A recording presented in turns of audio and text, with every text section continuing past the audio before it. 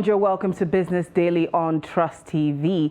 On the show, we keep you posted on the latest business news, focus on global stock market reports, and also discuss major economic policy developments and how they affect the average Nigerian out there. My name is Chamun Dabeng, and I'll be your host. Let's start off with the headlines. As they sound an alarm, travel agents fret over $500 million revenue, 721,000 job losses. Oil marketers consider shutting down filling stations as fuel to sell at 195 naira. More to come on these stories after the break.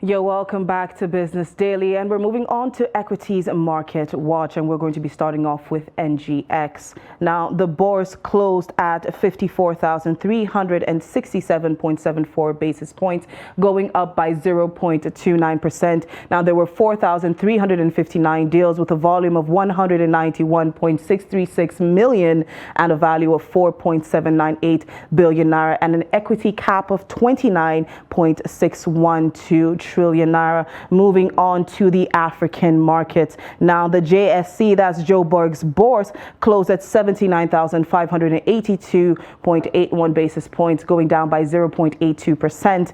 And GSC, that's Ghana, closed at went up by 2.68%, closing at 2,405.34 basis points. Now let's take a look at the U.S. markets. Now, U.S. stocks declined a little bit on Monday as investors grew more wary of rising bond yields. So we have the Dow Jones, which went down 34.99 points, closing at 33,891.02. That's down 0.1%. And we also have S&P 500, which closed at $4,101. That is down by 0.61%, and Nasdaq closed at 11,887, down by 1, which of course suffered the largest loss of the three.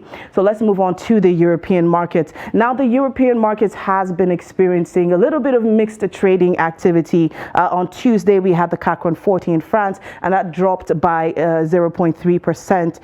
So we have CAC closing at 7,115, down 0.3%. We also have DAX closing at $15,289, down 0.37%, and FTSE 100, 7,855, up by 0.24%. So let's move on to the Asian markets. Let's take a look at what's happening there. So Nikkei closed at $27,685, down by 0.03%. And Shanghai closed at $3,248.09, up by 0.29%. And Kospi closing at $2,451.71 is also up by 0.55%. Moving on to the commodities market. Now, Brent is trading at $82.55. That went up by 1.9%.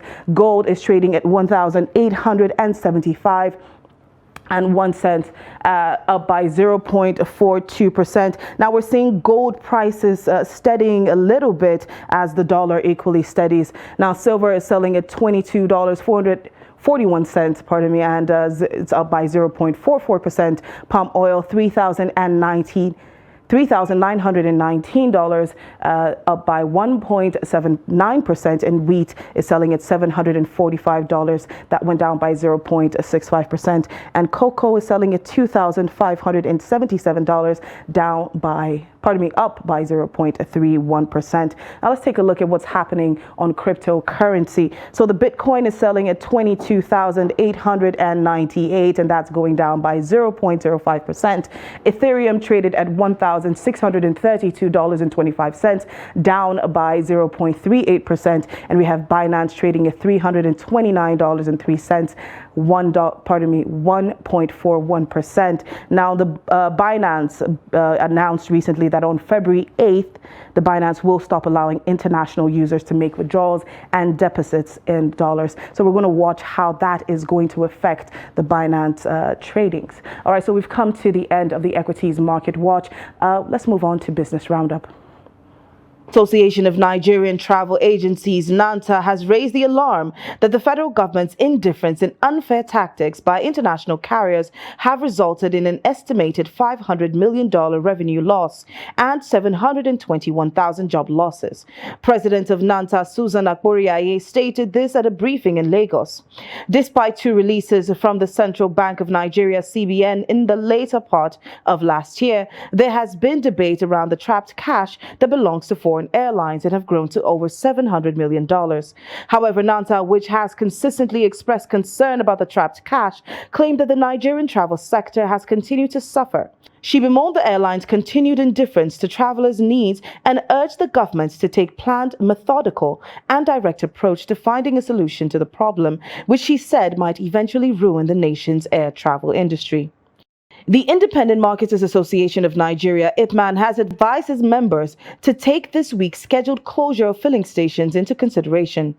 The announcement came after a decision was made last week to set the pump price at 195 naira per litre by the NNPC Limited, Major Oil Marketers Association of Nigeria, MOMAN, Depot and Petroleum Products Marketers Association of Nigeria, DAPMAN, Independent Petroleum Marketers Association of Nigeria, IPMAN, security agencies and downstream regulatory agencies. As a result, many independent marketers running filling stations may be forced to close down because their cost price is greater than 195 naira per litre and they are unable to sell over that. By choosing to close down, they might avoid potential penalties for selling gasoline for more than 195 naira per litre. Well, that's all on Business Roundup. Today on the show, we're going to be taking a look at rising energy costs. Right now, we have the cost of diesel that has gone up from 200 to selling at 800. We have fuel that's selling at 195. The cost for 12 kg cylinder of gas is up to about 10,000 naira. And this wasn't always the case. Now, we've seen many people out there, government officials, experts even, talk about how this is a case of, it's a global case. But is this really the case when it comes to Nigeria? Is it an issue of Ukraine-Russia crisis? Is that the reason why we have consistent energy crises within the country? So we're going to be taking a look at that. Now, joining me in the studio today is Dr. is the Executive Director of CJID and Energy and Development Expert, Dr. Toby Oluwatola. Now, please, Doctor, can you give us an overview of the energy situation within the country? If you were to give it a grade, what would you throw it out? It would be an F, quite frankly. There's very little to cheer about, from electricity situation to the fuel situation. There's very little to cheer about. Nigerians, even though we produce crude oil, still have to queue for fuel every day, and we have to run expensive diesel and petrol to fuel our gens to make sure that we have electricity, and many of us essentially have to fend for ourselves to get energy. So there's very little to cheer about. But that said, I'm being harsh with the grading. I do think that there are a few bright spots to look out for. I think there are a few bright spots to look out for. I think that the distributed energy market, electricity market, has seen tremendous growth in the last couple years, starting with home systems. Most homes and residential facilities now provide steady power for their residents, and that's because many of these distributed systems can run on renewables.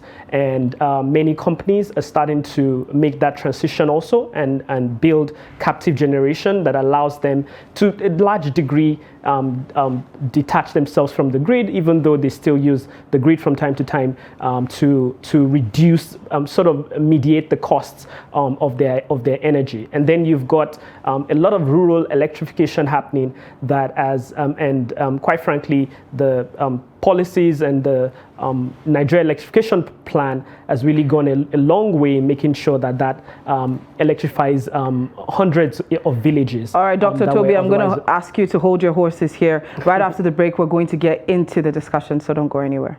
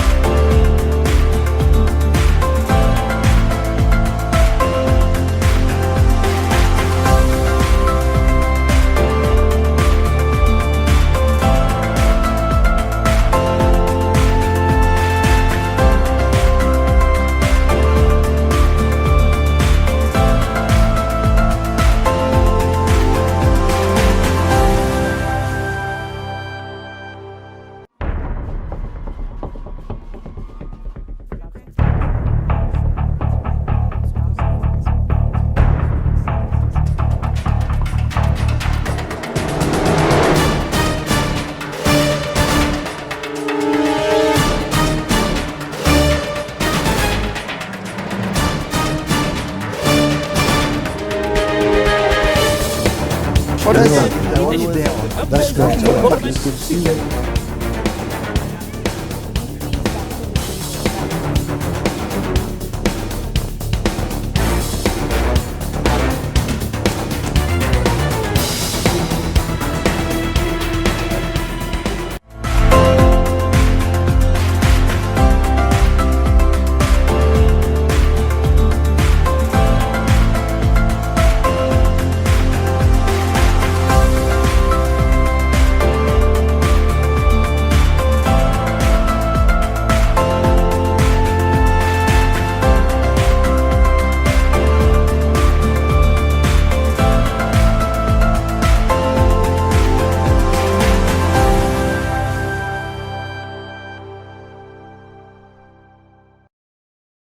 You're welcome back to Business Daily on Trust TV. My name is Chamun Dabeng, and I have in the studio with me Executive Director of CJID Energy and Development Expert, Dr. Toby Oluwatola. Today we're discussing the rising cost of energy within the country. As we said earlier, things like diesel, gas, kerosene, even charcoal is now on the higher side, and this has continued to affect the purchasing power of many Nigerians out there. Now, we've had Dr. Toby say that he's giving Nigeria's energy sector performance right now an F, considering everything that has been going on. Now, there's been a lot of talk of the issues that we have right now in regards to Nigeria's energy crisis being related to the Russia-Ukraine war. Everyone is saying that, oh, it's a global issue, but can Nigeria really participate in that discussion? Is that really the case when it comes to the country? So it is true that the Russia-Ukraine crisis is a big challenge for energy markets around the world. Where Nigeria is concerned, it affects us insofar as a lot of the there's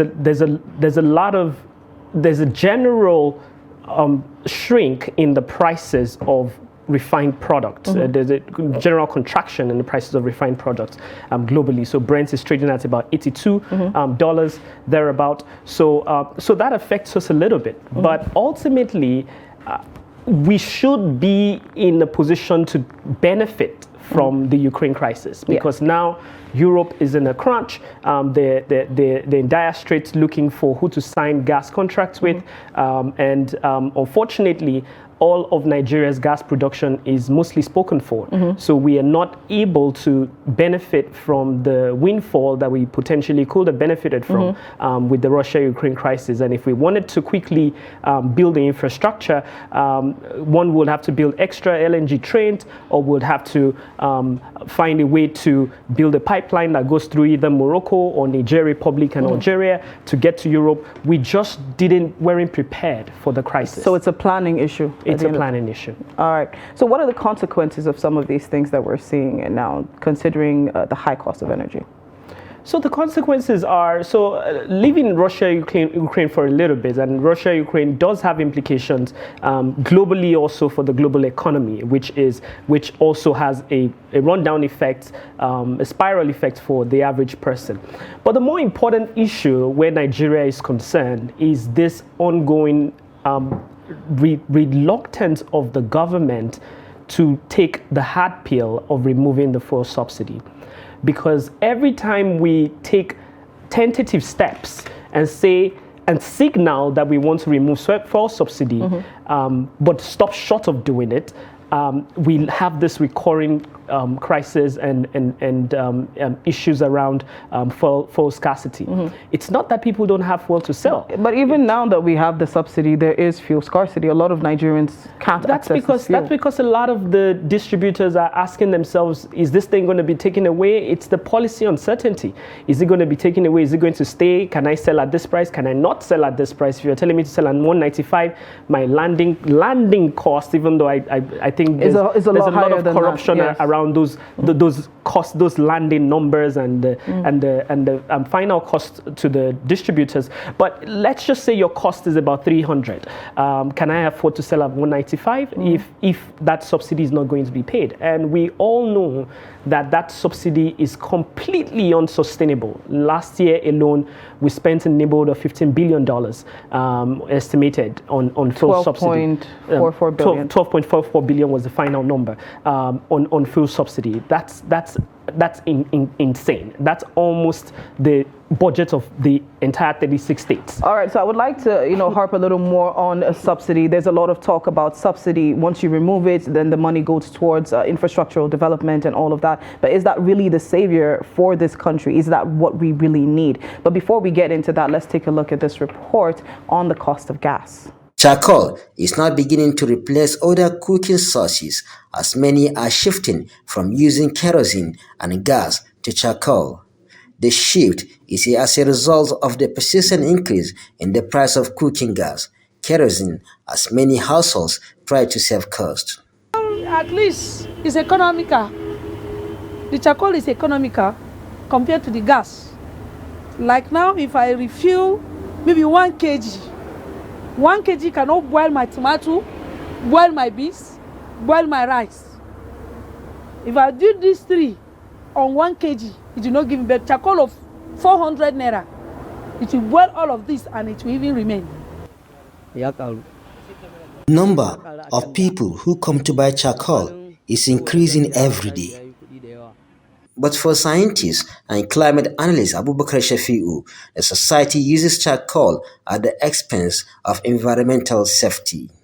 Charcoal itself has caused disaster to the environment, because before charcoal is produced, the ozone layer has been depleted. Reason is because at the process of the production of that charcoal, there is the ecosystem is already disrupted. Inadequate electricity supply and cost of cooking gas are some of the factors responsible for the excessive use of charcoal for cooking. In order to rescue the environment from deforestation for charcoal purposes, Shafi calls on the government to improve electricity supply. The only way out of that, in order not to cause havoc or disaster to the environment or the climate itself, is for us to go into technology. Technology is just the way out, in the sense that electric stove can be made available as another way to replace the charcoal stove. But then the government has to look for a way to see how electricity can be generated. Although charcoal has become the preferred means of cooking among many Nigerians due to the economic hardship, many say sustained use of charcoal will do more harm to the environment than good. All right, there you have it. Nigerians speaking on their own personal experiences and why they've now chosen to use charcoal as opposed to gas. Economical. All right. What do you think about this, Dr. Toby? So first of all, thank you to Trust TV for putting that together, because it's important that we, that journalists really get to the heart of what the local person, the last person on the ground is feeling. So thanks for putting that together. What the expert on the video did not fail to mention is that it's not just the environment that is being damaged by charcoal. It's the health of those poor people that are using it. A lot of the upper respiratory diseases and lung diseases that people ends up being human face, capital losses. It ends up being human capital losses. So we're losing a lot more in the long run economically by people using this. And now the government has put out an energy transition plan, which so about 6% of Nigerians right now use things like charcoal to cook.